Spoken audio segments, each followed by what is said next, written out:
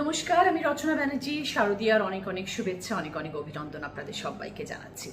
আপনাদের সবাইকে জানাই যে দুর্গাপুজো এসে গেছে এবং সর্ব জায়গায় অনেক আমন্ত্রণ পত্র এসছে আমার কাছে উদ্বোধন করার জন্য, এবং আমি সর্ব জায়গায় যাওয়ারও চেষ্টা করছি যতটুকু আমার পক্ষে সম্ভব। 25 এবং 26 তারিখ আমি ফুল ডে হুগলি জেলার মানুষের জন্য নিয়োগ করেছি, যাতে আপনি সবসময় আপনাদের পাশে থাকতে পারি, আনন্দেও আপনাদের সাথে ভাগ করে নিতে পারি। এবং দুর্গাপুজোর উদ্বোধনে আমি নিশ্চয়ই আপনাদের কাছে যাব। যারা যারা আমাকে আমন্ত্রণপত্র দিয়েছেন, যারা যারা চান আমি আপনাদের পাশে গিয়ে দাঁড়াই, আমি নিশ্চয়ই চেষ্টা করব সর্ব জায়গায় যাওয়ার।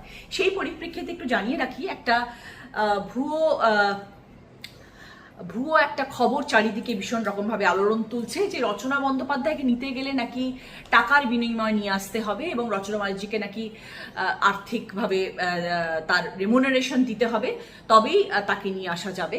কিন্তু এই কথাটার মধ্যে কোনো সততা নেই, এটা এবং একদম মিথ্যা কথা প্রচার করা হচ্ছে, কুপ্রচার করা হচ্ছে। এটা এরকম কোনো ঘটনা নেই, এরকম কোনো ধরনের কোনো রকমের ব্যাপার নেই যেখানে রচনা বন্দ্যোপাধ্যায়কে তার 7টি বিধানসভায় যাওয়ার জন্যে টাকার বিনিময় নিয়ে যেতে হবে। একদম নয়।